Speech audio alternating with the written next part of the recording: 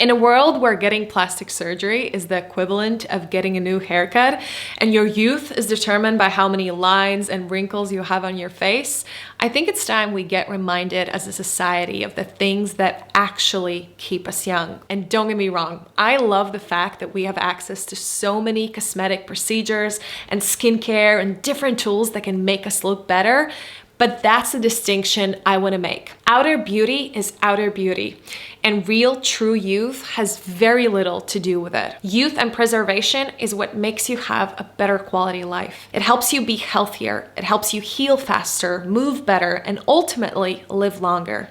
So here are the 7 things that actually keep you young and cost nothing. Number 1, healing your inner traumas. There are several studies suggesting that poor mental health or mental disorders are associated with reduced life expectancy. And some of these factors are very logical. Let's say you stress a lot. If you stress a lot, your cortisol levels are high. If your cortisol levels are high, you are more prone to get high blood pressure. If you have high blood pressure, you are more prone to different cardiovascular diseases. And some of the biggest ones we all know is heart attack and stroke. So the physical aspects make sense. Like if you stress, if you worry, it's gonna go to your body. I feel like because this world is so materialistic, and I'm not necessarily saying this in a bad way, I think it's okay that we see things as they are and we care about stuff and things that are physical. It's normal, it's part of being a human. But that means that sometimes we don't see emotional stuff and pain we're holding inside of us as a real thing. If you are not happy,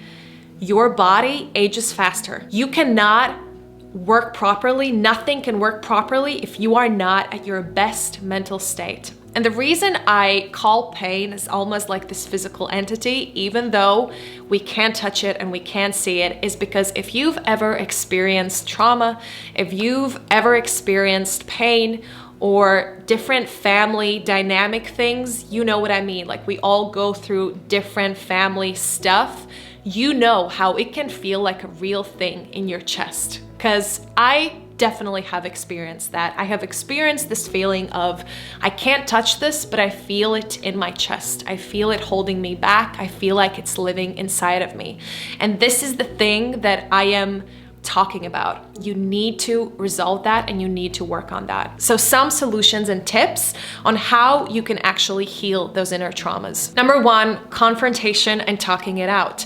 So if you are holding something about a certain family member, a great tip is to talk it out. I know it's hard, but it is the quickest way to let it out and let it go. If you confront that person and you tell them how you feel. Number 2 is seeing a therapist. Now, I didn't put this as number 1 because I know that not everyone can afford that. Not always we have access to that. But if you are holding on to something that you can't work through, seeing a therapist, seeing a good therapist can absolutely change your life. Number 3, engaging in activities that calm the mind. So think meditation, deep breath exercises, walking. And number 4, engaging in activities that make you happy. If you carry a lot of heavy stuff, you need to relax your mind and you need to do something that makes you happy. So that means hobbies, doing things that you enjoy and that you love. The second thing that will keep you young and cost you nothing is playing. This seems obvious to me, but it might not be so obvious to other people. When we are kids, we play. We always play and we come up with all these scenarios and we work on our imagination, and that's why often when we look back in our childhood, we remember that time as the carefree time, because that's exactly how it should be, that you can just play and not think about anything. Your childhood is so special because of that. And I think what makes people live longer and be happier and feel youthful is remembering how it was to be a child.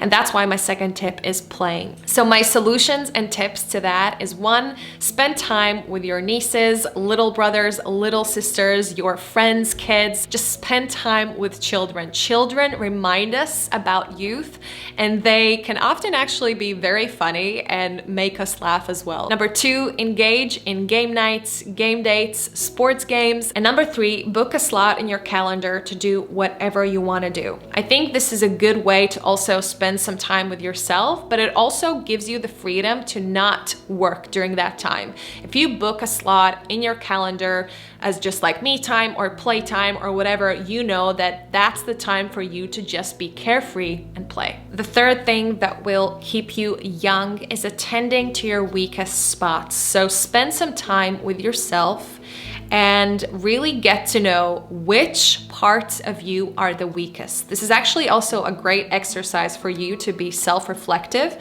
and really be objective about what you need to work on. So is it your legs, your arms? Is it something mental? Figure out what it is. I think there's a reason why in nature sometimes some animal groups leave the weakest behind, because that makes the group weaker.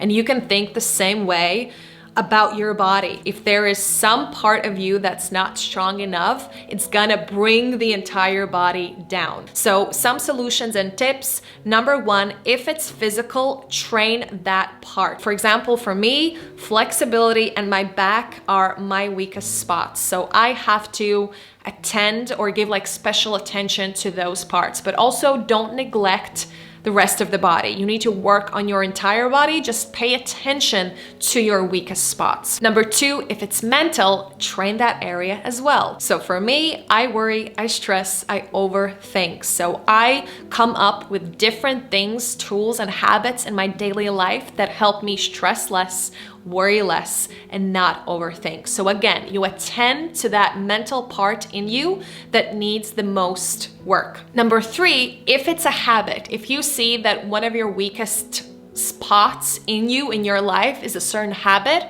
counteract it with a positive one. So for me, I sit on my phone way too much, and I know that it takes away time from my life. So what I've come up with for now is I don't check my phone when I wake up, and I don't check my phone when I go to bed at least an hour before and after. So that's not something that I am very good at yet, but I am trying. I'm trying to put in a new positive habit instead of just saying, oh, I can't sit on my phone. No, I'm putting in different rules and things that can help me. So you can think about your life as well and think, okay, which habits are bringing me down? Which habits make me have a weak spot in my life? The fourth thing that will actually keep you young is avoiding carcinogens. This is a pretty obvious one, but an important one, really, because there are some things that are very well studied and proven to cause cancer. So it's important to avoid those things. Again, I specifically wrote avoid because, you know, there are certain things that we can't always be perfect about, but we can avoid. So my solutions and tips: number one, be mindful of what you consume. Just be mindful. Know what you eat. Know where you walk around, where are you around, just be mindful of that. Number two, avoid the most obvious ones, tobacco and alcohol. Again, I'm saying avoid. I know that we are human, we love to party, I love to party, and we have the occasional drink, and that's okay, that's normal. That's why I'm saying just be mindful and avoid when you can. I think there's a difference between, you know, socializing and having a drink or having alcohol every single day. Know your history, know your family history, know what you're prone to. That goes back to the points I mentioned, and just avoid best to your possibilities if you want to keep your lungs and liver and your organs young and healthy. Number three, wear your SPF. UV radiation has been proven to cause cancer. Again, let's not fear the sun. Let's not go overboard. It does not mean that if you stand in the sun, you will get cancer. It just means that there have been so many studies done, and these are the links that have been made. So just keep that in mind. You can enjoy the world, you can enjoy the sun. Just wear that SPF and be responsible. Don't, you know, overly tan in the sun. Don't just burn in the sun. When you burn in the sun, your skin gets damaged, and skin is the largest organ. I actually heard recently that skin is not the largest organ, that we've been lied to. There was something else, but it's definitely one of the largest organs in your body, and you don't want to damage such a big organ. So Keep that in mind, wear your SPF. And tip number 4, cook from scratch, use real foods. That's also how you will avoid processed foods and processed meats, which by the way, are classified by World Health Organization as group 1 carcinogen. So again, the more you cook at home, the more you cook real food, or you go out to restaurants that, you know, have really good ingredients, the more you eat real food, the more you're just giving your body minerals and nutrients that it needs to function well and stay young as long as possible. Number 5, prioritizing antioxidants. I've talked about this so much in my videos and I can never stop talking about it, and I never will, because real food is what gives us life. Some solutions and tips how you can actually prioritize antioxidants: experiment with veggie recipes to find what you like. That's the beautiful thing about the internet. You can Google right now veggie recipes containing a lot of antioxidants. Veggies that have the most antioxidants, how to incorporate those veggies into food. Like, there's so much info on the internet. So the more you experiment, the more you cook different recipes, you'll just find what you like. Number 2, eat a variety of veggies and fruits to maximize your chances of getting different minerals and nutrients in your body. That's why variety in the kitchen is such a good thing, because each fruit and each veggie is special in its own way. Number 3, do blood work to find out if you are deficient in anything and maybe you need to supplement. Of course, in a perfect world, we would get everything from our food. And I used to think that if you have a very, let's say, quote unquote, perfect diet, but perfect diet doesn't exist, that you will definitely get all the nutrients and minerals. But sometimes, if you've been deficient for a long time, or there's something else that's not allowing you to absorb vitamins, you can still be deficient in a certain vitamin, even though you, let's say, think that you eat it in, like, from fruits, you get it from fruits or veggies. So that's why it's a good thing to do blood work, to do blood tests and find out if you have any deficiencies, because supplements nowadays are so great and such a good quality. So you can honestly get anything you need to kind of fill that gap. I would like to call it a gap, like you're missing something, and just be back to your normal and healthiest self. And my 4th tip, how you can add more antioxidants, is adding a little bit of veggies to every meal that you eat. Obviously, don't add veggies if you're like eating cake. I feel like that's just that's torture. You know, you don't need to do that unless you want to. That's something that I do. It's a habit that I love. For every meal that I make at home, I always have a little veggie to snack on, even, guys, if the meal itself is veggies, because I just love veggies. I think they are great and I will not stop eating them till the day I die. So it's a great tip for you to just, whatever you're eating, just add a little veggie on the side to snack on. The 6th thing that will actually keep you young is mobility, flexibility, and strength in joints, muscles, and tissues. All of these things will determine how well your body can manage physical activity. Mobility and flexibility can specifically help you with your range of motion, your balance, your coordination. All of these things are super, super important for you to stay young. Think of it this way. If you are, let's say, 65 and you have low muscle mass and you're not flexible and you're just, you're not moving at all, and you fall down and you slip, you are more prone to developing injuries. You are more prone to breaking that hip. That's why we always hear that old people break their hips, and suddenly the quality of your life has decreased. Bye youth and hello old age. Muscle mass actually is a very interesting one, because apparently we lose from 3 to 8%. Let me double check that.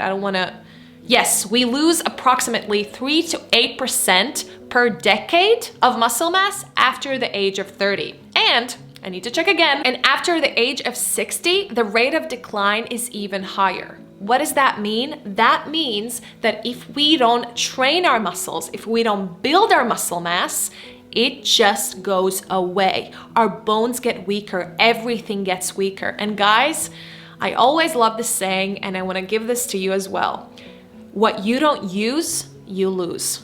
What you don't use, you lose. If you don't stretch, and if in your 20s you are not flexible, and maybe I sound a little bit harsh, but I'm actually talking to me because I'm not flexible, you will lose that even more. So if you're not flexible in your 20s, by the time you're 60, you might not even be able to like, you know, I don't know, move a little bit closer to the ground. You know how when like something falls down, you want to pick it up? You might not be able to do that. But the good thing is that strength training can help you rebuild muscle at any age. Research shows that even in your late 80s, you still have the potential to build muscle mass. And I think that's the beautiful thing about this, and that's why I'm putting it here. That is the key to staying young. As I said, guys, I am not flexible. There are many things in my body that I know that I need to work on. And I also know that the sooner I start, the easier it will be for me when I am old. Everything physically will start to get harder with every single year. So it is up to me to start now so that the quality of my life when I'm 60, 70 is much better than it would be if I wouldn't do anything. So solutions and tips for mobility, flexibility, and strength in your joints, muscles, tissues. Number 1, stretch before and after workouts. This was my biggest mistake in my life until now, physically. The injuries, the problems I had, the pains I went through was all because I didn't stretch out my muscles. I began to develop different knots in my muscles because I wouldn't stretch them out. And day by day, I began to feel serious pain. And that's all because I wanted to rush through my workouts because I am very much in my head like, I'll just do this. I don't care. Like, stretching is for the weak people. I don't think that anymore, but that's basically how I used to think. Stretching is so important. It helps you recover faster. It helps your muscles recover faster. Stretch out everything before and after the workout. Number 2, stretch every single day. Again, what you don't use, you lose. The more you do this, the more your body will thank you. And stretching doesn't have to be like this big exercise. It can be if you want to, but it's just about, you know, stretching out every single muscle for a little bit just to keep that, you know, mobility and just keep everything flowing and stretchy. Number 3, seeing a physical therapist or a good personal trainer that can help you understand what you need to work on your body. A professional will help you much more efficiently than a YouTube video. And again, you don't have to see that person, that professional every week, every month. You can just go see them at least once, and they can give you so much knowledge about your body. They can give you some exercises that you can, you know, then utilize and use in your home. So it's always better to see a professional. Number 4, do mobility exercises. If you don't know what that is, just Google. As I always say, Google is for free, internet is for free. Number 5, do strength exercises. As I mentioned, we need to do strength exercises to build muscle mass.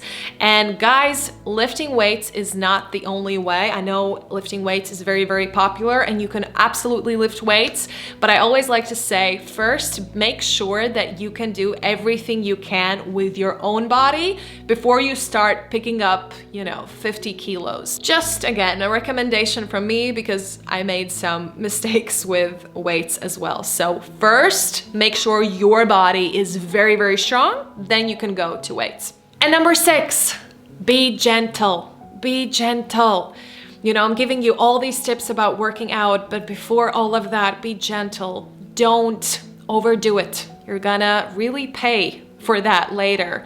Listen to your body and be gentle. And the final and 7th way how you can keep your body young is calming your nervous system. Your nervous system is responsible for so many functions in the body. It guides you when you wake up. It, you know, determines how you think, how you make decisions. It also controls your brain growth and development when you're little. So your nervous system is really, really, really important for you. And if it's not functioning properly, you're just not gonna feel well. It goes together with healing your inner traumas a little bit, but I put this as a separate part because inner traumas are almost like a separate aspect that can also influence your nervous system. You, of course, you deal with the trauma, but then you have to also deal with the nervous system. So here are some solutions and tips that help me calm my nervous system and that I recommend to you as well. Number one, meditation. This is a popular one. There are so many resources out there suggesting the benefits of meditation. And I have to tell you, I've been on and off with it because it takes, some discipline, and we don't want to sit in quiet, especially in today's world where we're just obsessed with always being on and always moving. And again, I'm talking about myself. So it's not something that I have done religiously through all these years, but I have done it through these years. I've had periods where I meditate every day. I've had periods where I meditate once a week, but I just try to keep it in my life because I always see the amazing benefits that come from it. Number two is walking. I'm a big walker, as you guys know. I love to take long walks. It frees my mind, it calms me down, especially walks in nature. Number three, gratitude and gratitude journals. So if we're thinking about ways how we can calm our nervous system down, we have to think about positive feelings. So feelings that make us feel at ease. If you're writing down, or if you're saying to yourself, I'm so grateful for this, you immediately feel a little bit more peaceful because you cannot worry in a state of gratitude, because gratitude is all about abundance, about everything that I have in my life. Number four, taking breaks from technology and stimulation. So that world, while amazing, so many great things come from technology and social media. It is so stimulating to your brain, especially social media, because you're just on and looking for the next thing. It's very loud. I think that's the best word to describe. It's very, very loud. So it's definitely not gonna help your nervous system if you're already an anxious person. So try to schedule some time where you just turn everything off and you just be with yourself, be with your friends, be with your family, or go into the nature, cook. Just turn off technology. And the fifth way that helps me calm my nervous system is remembering that everything is in my head. I have the power to feel however I want to feel about it. And it's something that takes time to understand. I know that some people are like, no, this is not in my head. This is actually happening to me. Yes, but you are putting, how do I say it, meaning to it. You are deciding how you feel. And you can say that you have no control over it, but actually you do. You can decide how you want to feel about things. You have the power to be like, I'm going to put that down for a minute. I'm not going to think about it for a minute. And again, if you are an anxious person, it's not going to be easy at the start, but it's what's going to help you in long term. And that's what helps me. I have been training so hard to understand, to remember that everything is in my head. That the only thing that is actually real is me sitting, let's say, in this room.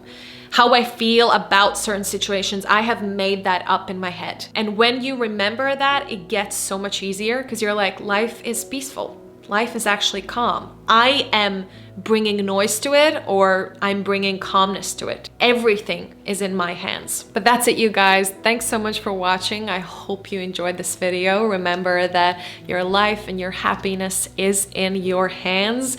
Don't get overwhelmed by all the things you need to do. Start with a little tiny step. I always like to say baby steps, because you take little baby steps and then a year goes by, 2 years go by, and you're like, wow, look at what I did. But if you take a big leap and then you get tired, you might just go back because you're tired. So baby steps are a very powerful and great thing. Okay, guys, thanks so much for watching. I'll see you next time.